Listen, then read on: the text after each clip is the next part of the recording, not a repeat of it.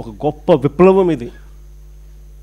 పేదవాడికి ఉచితంగా వైద్యం అందాలి అని అంటే, ప్రైవేట్ ఎక్స్‌ప్లాయిటేషన్ సిస్టంలో నుంచి తీసేయాలి అని అంటే ఖచ్చితంగా మెడికల్ కాలేజీలు ఎంత అవసరమో చెప్పే ఒక గొప్ప అంశం ఇది. మరోవైపున దీంట్లో వచ్చే సీట్లు, ఆ సీట్ల ద్వారా మన పిల్లలకు చాలామందికి ఉచితంగా చదువులు, మెడిసిన్ చదువులు చదువుతారు. మిగిలిన వాళ్ళకు కూడా ప్రైవేట్తో పోలిస్తే తక్కువ రేటుకి సీట్లు అందుబాటులోకి వస్తాయి గవర్నమెంట్ మెడికల్ కాలేజెస్లో. అది రెండవ అడ్వాంటేజ్. ఇన్నిన్ని సీట్లు జిల్లాలలో అందుబాటులోకి రావడంతో, రాష్ట్రంలో ఇన్నిన్ని సీట్లు అందుబాటులోకి రావడంతో డాక్టర్లు ప్రతి జిల్లాలోనూ అవైలబుల్గా ఉంటారు. ఒక గొప్ప కార్యక్రమానికి చంద్రబాబు నాయుడు అనే వ్యక్తి స్కాముల కోసం అని చెప్పి ఏకంగా మెడికల్ కాలేజీను 5,000 కోట్లు ఖర్చు పెట్టే కార్యక్రమానికి చేయలేమని చెప్పి మూసేస్తా ఉన్నాడు. నాకు ఆశ్చర్యం అనిపించింది. 8,000 కోట్ల రూపాయలతో ఈ పథకాన్ని మొదలుపెట్టి మన హయాంలోనే 5 కాలేజీలను మనం జాతికి అంకితం చేసినాం, స్టార్ట్ చేసినాం. మరో 2 కాలేజీలు పులివెందుల పాడేరు. చంద్రబాబు నాయుడు ప్రభుత్వం రాకమునిపే వాటిలో కూడా కోర్సులు స్టార్ట్ చేసే విధంగా వాటికి కూడా అనుమతులు వచ్చేసినాయి. అంటే దాదాపుగా 17 కాలేజీలలో 7 కాలేజీలు మోరల్లెస్ ఫుల్ ఫ్లెడ్జ్డ్ కాలేజెస్గా తయారైనాయి. ఇంకొక 5,000 కోట్లు ఏముందండి 5 సంవత్సరాలలో? సంవత్సరానికి 1000 కోట్లు చూస్తూ చూస్తూ ఆడుతూ పాడుతూ పెట్టుకోలేమా? అసలు నిజంగా 5,000 కోట్లు నేను పెట్టలేనని చెప్పి అంటా ఉండే ఈ పెద్ద మనిషి ఆడ అమరావతిలో చేస్తూ ఉండేది ఏంది? ఏం చేస్తూ ఉన్నాడు? ఈయన ప్రాజెక్ట్ రిపోర్ట్ ప్రకారమే 1,00,000 కోట్లు కావాలన్నాడు. ఈయన ప్రాజెక్ట్ రిపోర్ట్ ప్రకారమే మొదటి దఫా 50,000 ఎకరాలను డెవలప్ చేయడానికి ఎకరాకు 2 కోట్ల రూపాయలు అక్కడ ఇన్ఫ్రాస్ట్రక్చర్ కాస్ట్ అవుతుంది అని చెప్పి ప్రొజెక్ట్ చేసినాడు. అంటే ఏంది ఇన్ఫ్రాస్ట్రక్చర్ అంటే? ఏంది? బిల్డింగులు కట్టడానికి కాదు, రోడ్లు వేయడానికి, కరెంట్ వేయడానికి, డ్రైనేజీలు ఇవ్వడానికి. వీళ్ళ ప్రకారమే 50,000 ఎకరాలు గతంలో చేసిన దానికి 1,00,000 కోట్లు అవుతాను, 1,00,000 కోట్లు ఖర్చు అవుతుందనంటే గత ప్రభుత్వం చంద్రబాబు నాయుడు ఉన్నప్పుడు 4,500 కోట్లు ఖర్చు పెట్టారు. మిగిలిన 95,000 కోట్లు ఎక్కడి నుంచి తీసుకొని వచ్చి పెడతారు? మొదటి నుంచి నేను అడుగుతా ఉన్న ప్రశ్న అదే. ఈ 95,000కు ఎక్కడి నుంచి తీసుకొచ్చి పెడతారని చెప్పి ప్రజలు అడుగుతూ ఉన్నప్పుడు ఈ పెద్ద మనిషి ఇంకో 50,000 ఎకరాలు కావాలంటున్నాడు. ఆ 50,000కి అయితే పరిస్థితి ఇట్టుంది, ఇంకొక 50,000 కావాలంటున్నాడు. దానికి ఇంకో 1,00,000 కోట్లు. మరి నీకు అమరావతి కోసం 2,00,000 కోట్లు నువ్వు ప్రణాళిక వేసినావు, చేతిలో డబ్బు లేదు కానీ 2,00,000 కోట్ల ప్రణాళిక అంటున్నావు. మెడికల్ కాలేజీలకు, ఇంతమందికి మేలు చేసే మెడికల్ కాలేజీలకు 5,000 కోట్లు పెట్టడానికి నీ దగ్గర డబ్బులు లేవంటావా? నువ్వు అసలు మనిషివేనా చంద్రబాబు అని అడుగుతా ఉన్నా. ఇది పరిస్థితి. విద్య, వైద్యం, వ్యవసాయం, లా అండ్ ఆర్డర్ గురించి నేను చెప్పాల్సిన పనుల ఏ స్థాయిలో ఉందో మీ అందరికీ కూడా తెలుసు. కరప్షన్ గురించి అంతకన్నా మాట్లాడాల్సిన పనుల. కరప్షన్ అనేది లేనిది ఎక్కడో చెప్పాలా. ఏది ముట్టుకున్న కరప్షనే. మద్యం, ఇసుక, లాటరైటు, బాక్సైటు, క్వాడ్సు, సిలికా, మట్టి, ప్రతి నియోజకవర్గంలో పేకాట క్లబ్బులు, కుటుంబశల కాడ నుంచి మొదలు పెడితే ఇంకా స్కాములు అనేకం. భూములు ఇష్టం వచ్చినట్టుగా రూపాయికి 10 రూపాయలకి ఇవ్వడం. కరెంటు కొనుగోలు, మనం ₹2.49 మనం కరెంటు కొనుగోలు చేసి రైతులకు మేలు చేసే విధంగా మనం అడుగులేస్తే వీళ్ళు ₹4.60 ఆ రోజు యాగి చేసిన వాళ్ళు ఈరోజు ₹4.60 కరెంటు పీపీఎల్ అగ్రిమెంట్లు ఎంటర్ అవుతున్నారు. ఏది చూసుకున్నా స్కాములే. రాష్ట్రానికి రావాల్సిన ఆదాయం రాష్ట్రానికి రావడంలా, దారి మళ్ళీ ఇలా జోబిల్లేకపోతూ ఉంది. కాబట్టి రాష్ట్రానికి రావాల్సిన ఆదాయాలు తగ్గుతున్నాయి. రాష్ట్ర ఖజానాకు ఆదాయాలు ఎందుకు తగ్గుతున్నాయనంటే ఖజానాకు రావాల్సిన ఆదాయం ఖజానాకు రావడంలా.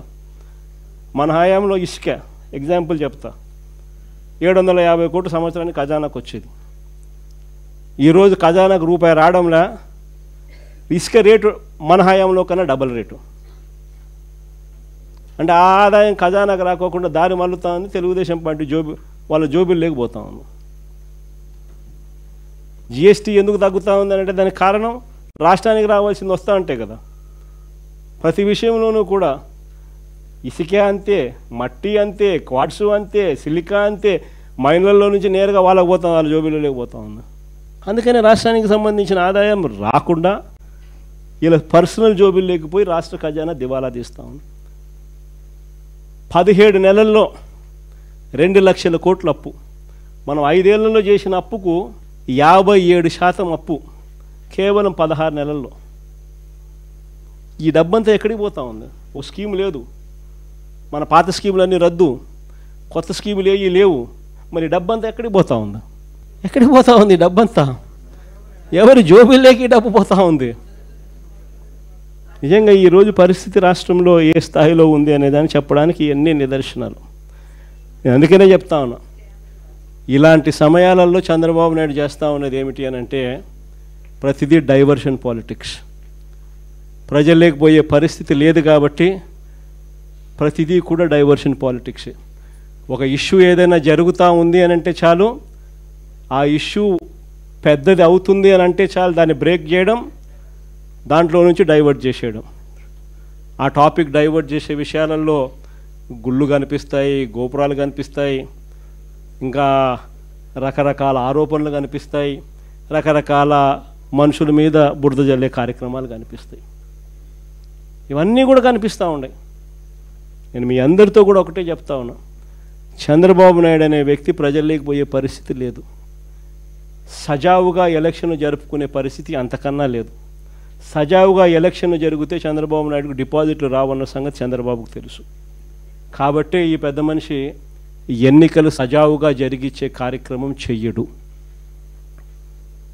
కాబట్టి మీరంతా ఇంకా ఎక్కువ సన్నద్ధం కావాలి. కాబట్టి మీరంతా ఇంకా ఎక్కువ గట్టిగా నిలబడాల్సిన పరిస్థితి వస్తుంది. 14 సంవత్సరాలు అయింది మన పార్టీ పెట్టి. ఈ 14 ఏళ్ల కాలంలో పార్టీ ఇంత బలంగా ఉండడానికి కారణం ఎవరు అని అంటే వైఎస్ఆర్సీపీ ఫ్యామిలీ. ప్రతి కార్యకర్త నిజంగా భుజాన వేసుకున్నాడు కాబట్టే, ప్రతి గ్రామంలోనూ ఉన్న ప్రతి కార్యకర్త భుజాన వేసుకున్నాడు కాబట్టే పార్టీ ఇంత బలంగా ఉంది. మొన్న జరిగిన ఎన్నికల్లో కూడా ఒక్క వైఎస్ఆర్సీపీ ఒక్కటే ఒకవైపు, మిగిలిన అన్ని పార్టీలు ఒకవైపు, అందరూ ఒకవైపు, మనం ఒక్కళ్ళం ఒకవైపు. అయినా 40% ఓట్ షేర్తో గట్టిగా నిలబడ్డాం. నేను ఒకటే చెప్తా ఉన్నా, ఈ స్థాయిలో మనం నిలబడగలిగాము అని అంటే దానికి కారణం కార్యకర్తలు. నేను ఈ గ్రామంలో వైఎస్ఆర్సీపీ కార్యకర్తను, ఈ గ్రామంలో నేను మహిళా అధ్యక్షురాలను, ఈ గ్రామంలో నేను రైతు అధ్యక్షుణ్ణి, ఈ గ్రామంలో నేను యువత అధ్యక్షుణ్ణి, ఈ గ్రామంలో నేను సోషల్ మీడియా అధ్యక్షుణ్ణి, ఈ గ్రామంలో నేను బీసీ అధ్యక్షుణ్ణి, ఈ గ్రామంలో నేను ఎస్సీ అధ్యక్షుణ్ణి అని అనుబంధ విభాగాలు గ్రామ స్థాయిలోకి వెళ్ళి అక్కడ మన పార్టీని ఓన్ చేసుకొని భుజస్కంధాల మీద వేసుకొని వాళ్ళ ఆ తర్వాత వాళ్ళ కమిటీలు వాళ్ళు వేసుకుంటే ఆ తర్వాత చంద్రబాబు నాయుడు కాదు కదా వాళ్ళ నాయన తలుచుకున్నా కూడా వైఎస్ఆర్సీపీ గోటికి కూడా పనికి రాకుండా పోతారు. అది మీరు రికగ్నిషన్ ఇవ్వాలా. మీరు ఇవ్వాల్సిన రికగ్నిషన్ అది. చాలా సులభమైన పని. ఇప్పటికే పార్టీని చూస్తే, ఇప్పటికే పార్టీ ఆర్గనైజ్డ్గా ఉన్న తీరును చూస్తే, ఆర్గనైజేషన్ స్ట్రక్చర్ చూస్తే ఇప్పటికే ఒక వ్యవస్థ ఈ 16 నెలల నుంచి ఆల్రెడీ డెవలప్ చేసినాం.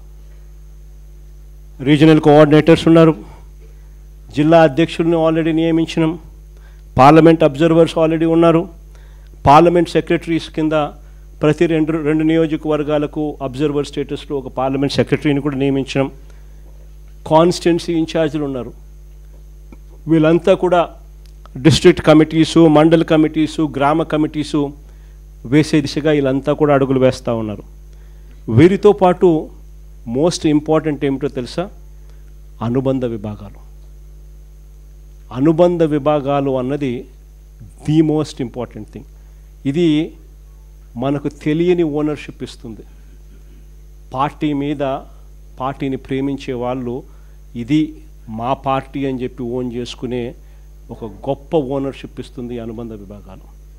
ఈ అనుబంధ విభాగాలను డిస్ట్రిక్ట్ లెవెల్ నుంచి డిస్ట్రిక్ట్ అధ్యక్షుడు, డిస్ట్రిక్ట్ కమిటీసు, వీళ్ళను నుంచి కిందికి నెక్స్ట్ లెవెల్ కాన్స్టిట్యున్సీ లెవెల్లో కమిటీస్ వేయాల్సిన పనుల కాన్స్టిట్యున్సీస్లో అనుబంధ విభాగాలకు సంబంధించిన అధ్యక్షులను వేస్తే చాలు. ఎందుకనంటే వాళ్ళు నియోజకవర్గ స్థాయిలో గ్రామ స్థాయి వరకు సూపర్విజన్ చేస్తారు. దాని తర్వాత మండల స్థాయిలో మండల్ లెవెల్లో అధ్యక్షులు, అనుబంధ విభాగాల అధ్యక్షులు, వారికి సంబంధించిన కమిటీసు, ఇవి జరుగుతూ ఉండగా గ్రామానికి సంబంధించిన విలేజ్ కమిటీసు, ఈ విలేజ్ కమిటీస్తో పాటు ఆ గ్రామంలో ఈ 7 అనుబంధ విభాగాలు రావాలి. ఈ అనుబంధ విభాగాలకు సంబంధించిన 7 మంది సభ్యులు కూడా ఎక్స్ అఫిషియో సభ్యుల కింద గ్రామ కమిటీకి అనుసంధానం అవుతారు. ఆ తర్వాత ఈ అనుబంధ విభాగాల అధ్యక్షులు గ్రామ స్థాయిలో వాళ్ళు వాళ్ళ కమిటీలు వేసుకుంటారు. అలా కమిటీలు వేసుకున్నాక మనం వీళ్ళందరికీ ఐడి కార్డులు ఇస్తాం.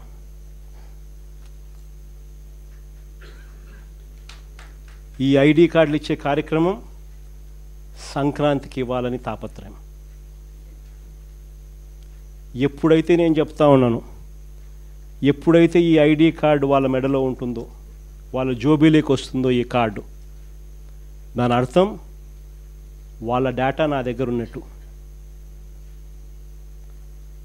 వాళ్ళను సాక్షాత్తు వైఎస్ఆర్సీపీ అధ్యక్షుడు గుర్తిస్తూ ఉన్నట్టు, రికగ్నైజ్ చేస్తూ ఉన్నట్టు, వాళ్ళ డేటా మన దగ్గర ఉన్నట్టు.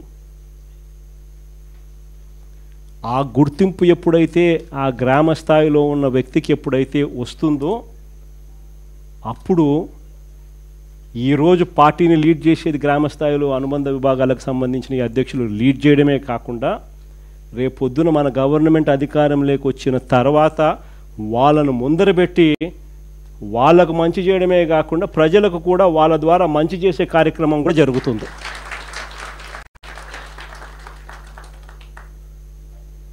ఇది చేయించాల్సిన కార్యక్రమం.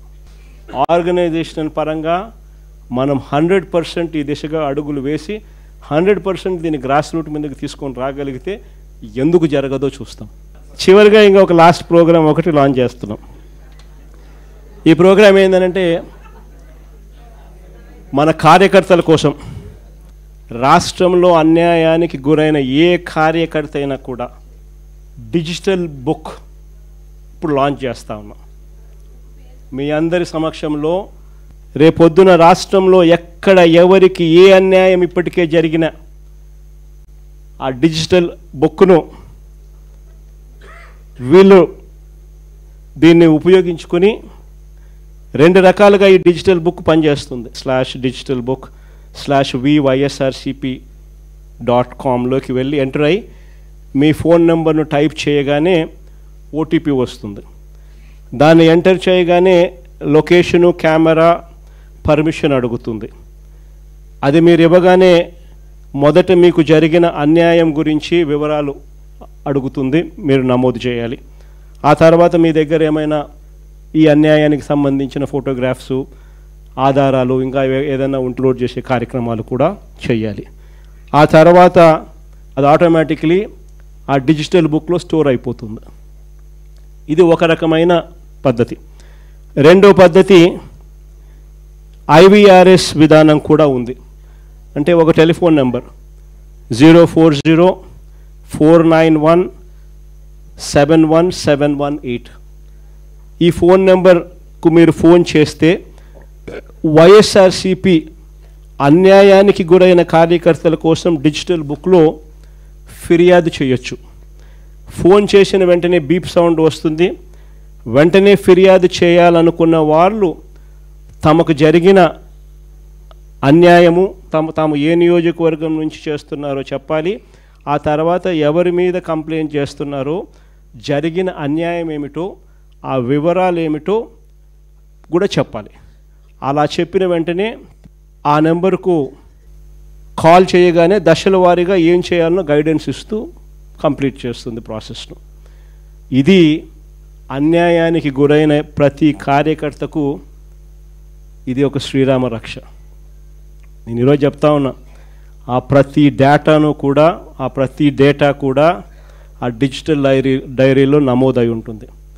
రేపొద్దున మనం అధికారంలోకి వచ్చిన తర్వాత ఈ డిజిటల్ డైరీలో నమోదు చేసిన ఈ కేసులను మీద ప్రత్యేకమైన బృందాలను పెడతాం. అన్యాయం చేసిన వాళ్ళను రిటైర్ అయిపోయి ఉన్నా కూడా, రాష్ట్రంలో వాళ్ళు లేకపోయినా కూడా, సప్త సముద్రాల అవతలున్న అందరినీ పిలిపిస్తాం, చట్టం ముందర నిలబెట్టించి శిక్ష పడేలా అన్యాయానికి ఈరోజు గురైన వ్యక్తికి సంతోషం కలిగించేలా ప్రతి అడుగు దీని ద్వారా పడుతుంది. ఖచ్చితంగా వీళ్ళేదో రెడ్ బుక్ అంటా ఉన్నారు. రేపు పొద్దున డిజిటల్ బుక్ ఎలా ఉంటుందో కూడా వీళ్ళందరికీ కూడా అర్థం కావాలి.